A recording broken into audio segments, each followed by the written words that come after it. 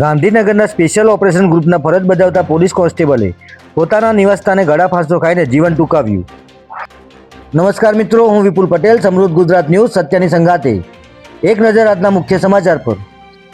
Gandhinagar special operation ગ્રુપના ફરજ બજાવતા પોલીસ કોન્સ્ટેબલે માણસા તાલુકાના હરણા-હોડા ગામમાં આવેલા પોતાના નિવાસસ્થાને ગળા ફાંસો ખાઈને જીવન ટૂંકાવ્યું હોવાની ઘટના સામે આવી છે.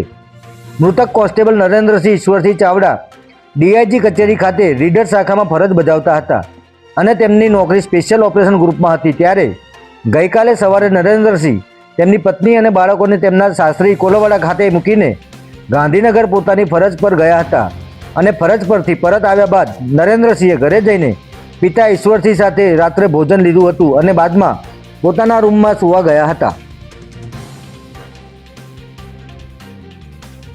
આજે સવારે પિતા ઈશ્વરસિંહ વાઘેલા ઉઠીને પાણી આવ્યો હોવાથી દીકરા નરેન્દ્રસિંહને ઉઠાડવા માટે તેમના રૂમમાં ગયા હતા અને રૂમની અંદરનું દ્રશ્ય જોઈને તેઓ ફસડાઈ પડ્યા હતા, કારણ કે નરેન્દ્રસિંહ પંખે લટકેલી હાલતમાં જોવા મળ્યા હતા.